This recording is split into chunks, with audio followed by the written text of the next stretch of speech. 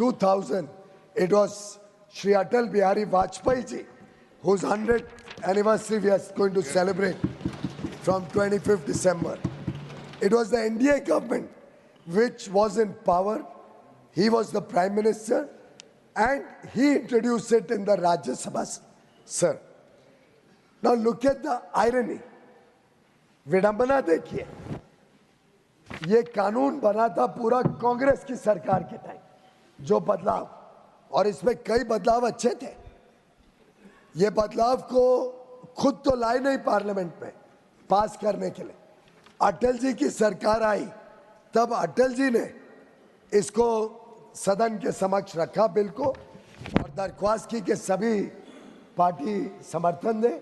और उनके मन में जरूर ऐसा ही रहा होगा कि भाई जब यूपीए के समय कैबिनेट ने अप्रूव किया, कांग्रेस के समय कैबिनेट ने अप्रूव किया, उनकी पूर्ण बहुमत की, या तब भी शायद कोalition ही थी, उनकी सरकार ने अप्रूव किया हुआ बिल मैं ला रहा हूँ सदन में, तो स्वाभाविक है कि सभी समर्थन करेंगे। पर आपको जान के हैरानी होगी कि 2000 में जो बिल कांग्रेस की कोalition की कैबिनेट ने अप्रूव किया था 95 में, उसको यूपीए ने ही अपोज किया और राज्यसभा में पास नहीं होने दिया, उसको डिस्कशन के लिए लाने नहीं दिया। और स्पष्ट रूप से आप विपक्ष में थे भाई साहब, चलिए कांग्रेस ने नहीं आने दिया, कांग्रेस ने नहीं पास करने दिया। हाँ तो आप जवाब दीजिए, जरूर देना जवाब। आप विडंबना देखिए, कांग्रेस ने पास किया हुआ कैबिनेट डिसीजन प्रधानमंत्री अटल बिहारी वाजपेयी सदन में लाते हैं और कांग्रेस उसका विरोध करती है, जिसके कारण ये पास नहीं हो सकता।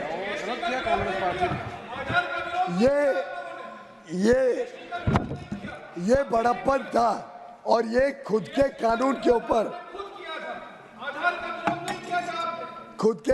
ऊपर इनकी क्या सोच है इससे दिखती है। हाँ ये अलग बात है अध्यक्ष जी कि वैसे शायद इनको लगा होगा कि तब तो नरसिम्हा राव जी की सरकार ने पास किया था, नरसिम्हा राव जी के साथ क्या व्यवहार हुआ वो भी पूरे देश से देख लिया, तो वो व्यवहार का नुकसान इस बिल को भुगतना पड़ गया, जिसके कारण शायद ये बिल को कांग्रेस ने सदन में पारित नहीं करने दिया और फिर ये बिल डिफर हो गया। माननीय अध्यक्ष महोदय, फिर जाके कांग्रेस की गठबंधन की सरकार 2004 में आई, अपने विवेक से 2007 में फिर कांग्रेस की नेतृत्व वाली यूपीए सरकार इस बिल को सदन में पेश किया और जब इस बिल को सदन में पेश किया तब भारतीय जनता पार्टी विपक्ष में थी, एनडीए विपक्ष में था और हमने समर्थन देके इसको पास करवाया 2007 में, क्योंकि हम उन लोगों में से नहीं है जो अपनी सोच को बदलते हैं, चाहे इस तरफ बैठे या उस तरफ बैठे। और 2007 के बिल को हमने पारित किया। 2007 के बिल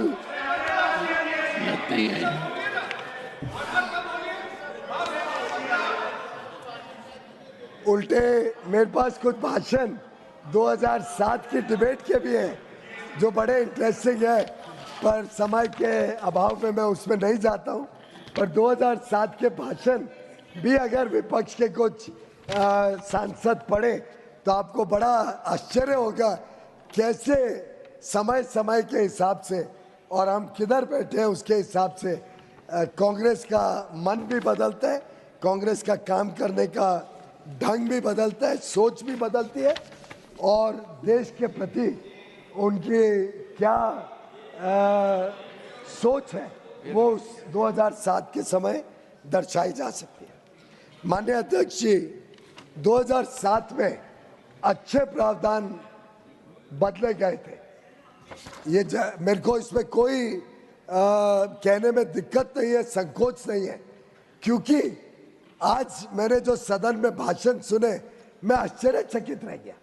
मेरे का कमाल है, पहले खुद कुछ लाते हैं फिर उसको सदन में लाने की हिम्मत नहीं है, अटल जी लाते हैं तो उसका विरोध करते हैं, विरोध करके खुद आते हैं तो उसको सदन में लाते हैं, हमारे समर्थन से उसको पारित करते हैं और फिर आज हम उनके करे हुए काम को आगे बढ़ा रहे हैं तो फिर उसको प्रश्न चिन्ह खड़ा कर रहे हैं। 2007 के कानून में ये लाया गया था कि कॉम्पिटेंट अथॉरिटी होगी, कॉम्पिटेंट पर्सन होंगे और इंस्पेक्टिंग अथॉरिटी इंडिपेंडेंट जो इंजीनियर्स हैं, देश के सक्षम हमारे इंजीनियर्स हैं, इंडिपेंडेंट एक्सपर्ट्स हैं, इनको भी रजिस्टर किया जाएगा कि वो बॉयलर्स को इंस्पेक्ट करके सर्टिफाई कर सके।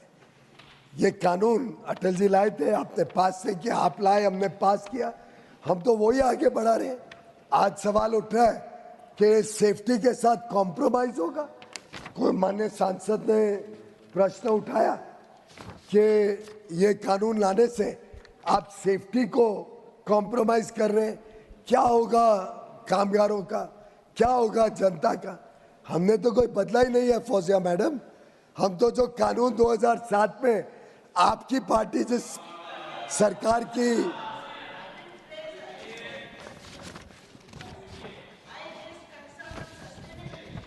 उसमें भी मैं आता हूं, आई कम ऑन सस्टेनेबिलिटी।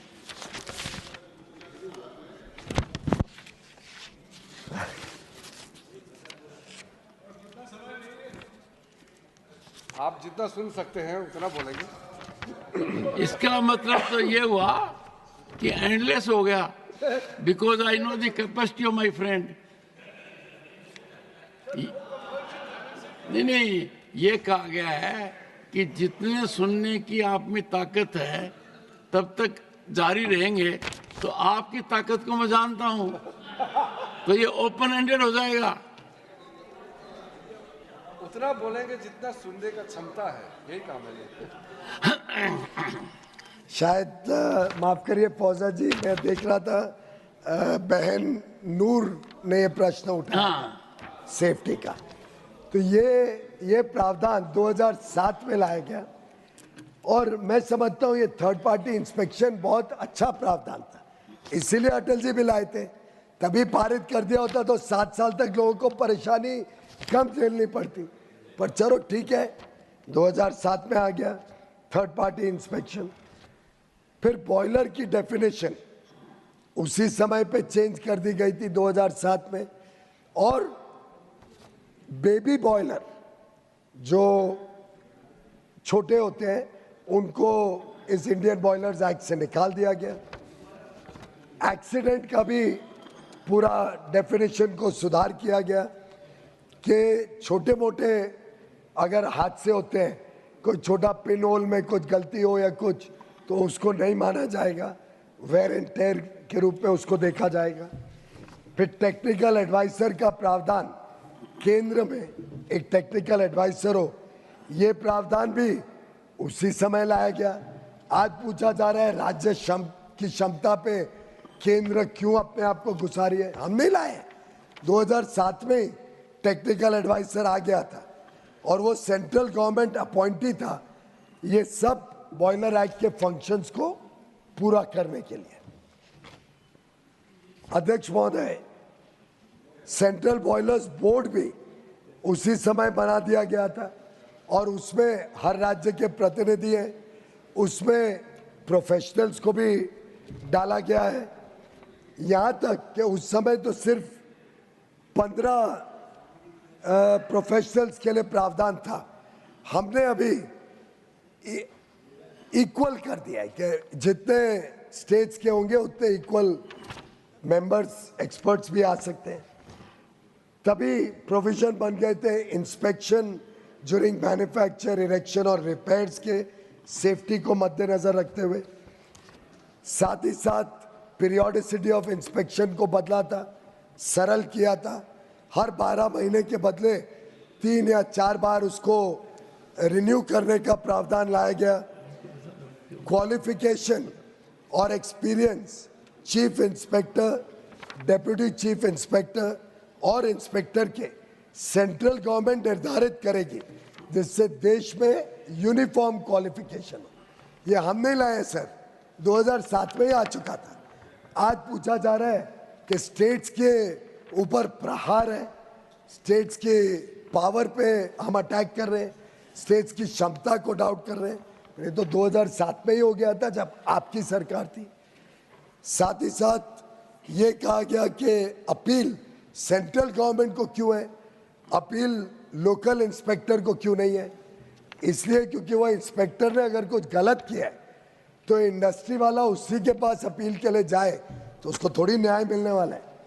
और ये प्रावधान कब आया, हम तो नहीं लाए, ये भी 2007 में आप ही लाए थे कि अपील होगी तो सेंट्रल गवर्नमेंट पे होगी, लोकल गवर्नमेंट में अपील नहीं होगी। ये भी हमने जूं का तू रखा, हमने कोई बदला नहीं किया। फिर मेरे ऊपर आरोप लगाया गया और हमारी सरकार पे कि हम देखिए कितने बेरहम हैं कि अगर सेंट्रल गवर्नमेंट टेक्निकल एडवाइजर ने कोई निर्णय लिया और उससे कोई असंतुष्ट है तो उसको जबरान रिट पिटीशन फाइल करनी पड़ेगी।